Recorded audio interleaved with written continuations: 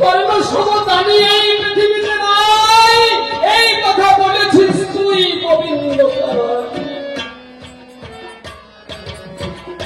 একটা ব্রত করেছি, ব্রতটার নাম হচ্ছে আসল ব্রত। যদি কোনো ব্রাহ্মণ দান চাইতে আসে, সকাল থেকে দ্বীপ প্রহর পর্যন্ত 2 প্রহর তাকে দান দেবে, যা চাইবে তাই দেবে। আর এই কৃষ্ণ একটা ব্রাহ্মণের ছদ্মবেশ ধারণ করে করেনের কাছে গেল, বলে শোনো শোনো করেন রাজা, শোনো দিয়া তোমার কি করবে, আমি একাদশী পালন। তোমরা একাদশী করো নাকি? একাদশীর পর দিন দ্বাদশী পালন করার সময় বলতে হয় কি, একাদশ্যাং নিরাহারো গতে নানেনকে সব শিব সুমুখ নাথ দৃষ্টি করবো, এই বলে ওকে নিবেদন করে খেতে হয় না।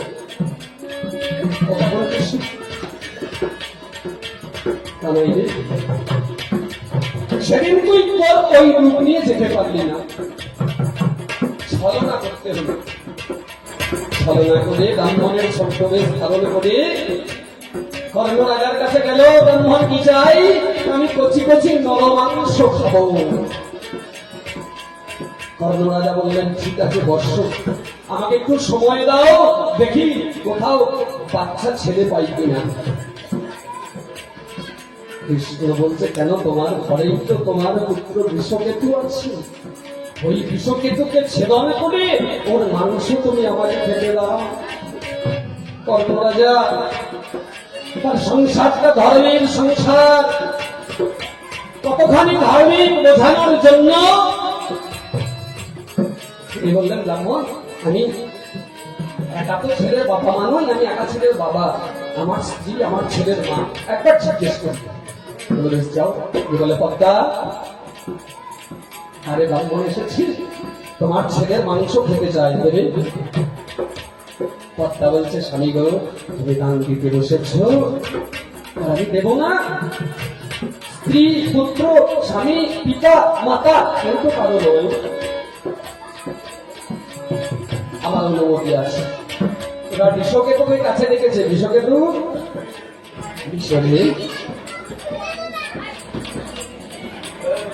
একজন ব্রাহ্মণ এসেছে, অতিথি নারায়ণ, অতিথির সেবা দিলে নারায়ণ সন্তুষ্ট হয়, তোর শরীরের মাংস খাবো বলছে তুই দিবি?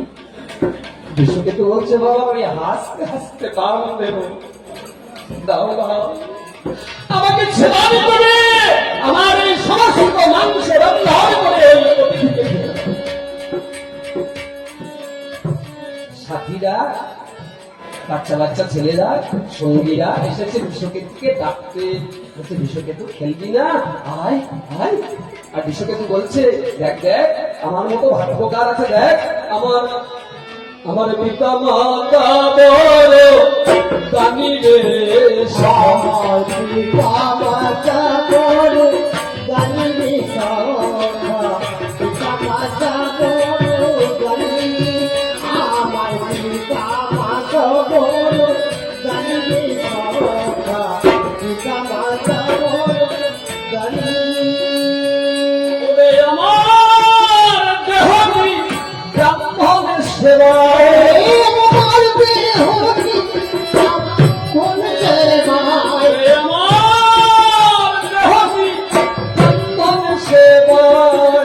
দেবে শুধু আমি জানিবে সাথী, আমার পিতা মাতা বড় জানিবে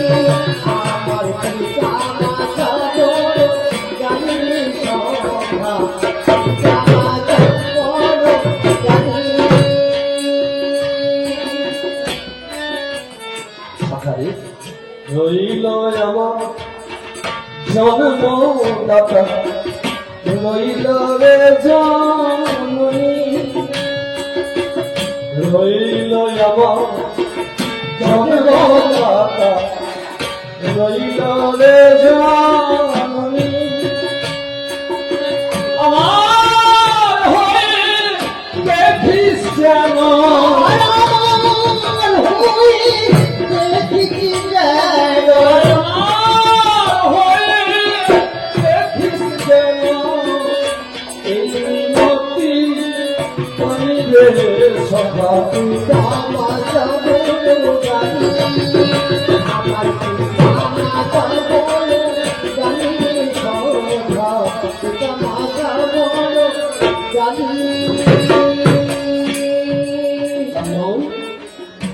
আমার ছেলের মাংস তোমাকে আমি খেতে দেব। ওই কৃষ্ণের কথা বি আসামি গুলো না বলতে ছেলে কাটতে হবে করাত দিয়ে এক ফোঁটা জল পড়তে হবে। একদিকে পদ্মাবতী, একদিকে কর্ণ রাজা, আর মাঝখানে বসে আছে বিশ্বকেতু। যেমন মাথায় করাতটা ঠেকিয়েছে বলছে, বাবা মা আজ আমি ভগবানকে ডাকতে পারবো না, একবার ভগবানকে ডেকে নি। বিশ্বকেতু করজোড়ে ডাকছে, কেশবায় নমঃ নমঃ পুরুষোত্তম চতুর্ভুজ গরুর বাহন বরণ জগৎঘটা হৃদয়ে কৌস্তুভ ছটা বনমালা শোনয় হে দয়াময় জানাচ্ছি তোমার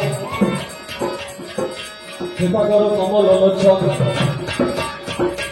জগন্নাথ মনোহর পদ্মনাথ গদাধর মুকুন্দ মাধব রামকৃষ্ণ জনার্দন তুমি লক্ষ্মীকান্ত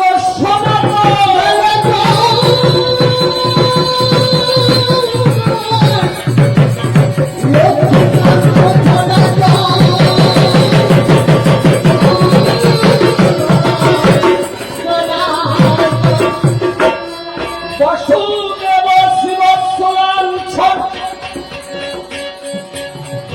শ্রীনিবাস দামোদর জগদীশ্বর যোগেশ্বর ঋষিকেশ বৈকুণ্ঠ বন কদম্বের কুঞ্জ বনে কপিলাসানন্দ মণি সুগন্ধে সাগন্ধে গায় ছয় ঋতু সহসার কপিলের পুরুষের নিরবদেশের রাঙা পায় কৃষ্ণকন্যা সিন্ধুয়া রমজনারায়ণ ভক্তি পাঠন তুমি হে সুকেশ তোমার সঙ্গে লক্ষ্মী সরস্বতী নামী পক্ষে যাবো তিনটের জীবন অনপরকেশ ইন্দ্রজাতি দেব সাথে চতুর্দিকে পরিস্তবে সনকাদি যত ঋষিগণ নারদাদি বিনার টানে মহিত কৃষ্ণ গুণগানে পঞ্চমুখে গায়ে পঞ্চা। সেই মাংস ছেদন করে এবার বিশ্বকেতুকে ছেদন করে সেই মাংস রান্না করে ব্রাহ্মণকে খেতে দিই। কৃষ্ণ তোর মনে কি পড়ে না?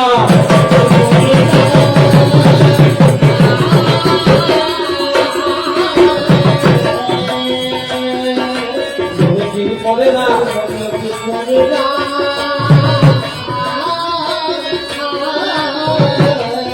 একটু হিসাব করে পড়ে আলোচনা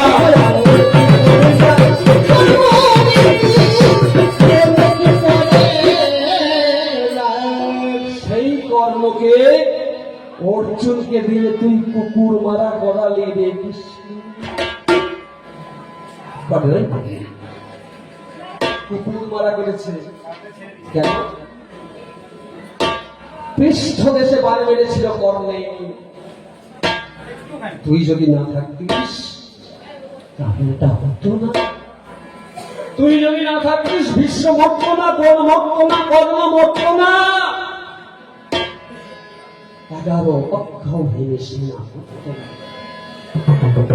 তো মরতো না। তুই চক্রান্ত করে, তুই ছলনা করে, মিথ্যা কথা বলে এদের বধ করবি। কৃষ্ণ কি বলবো তোকে? এবার আমায় কিছু বলেছে?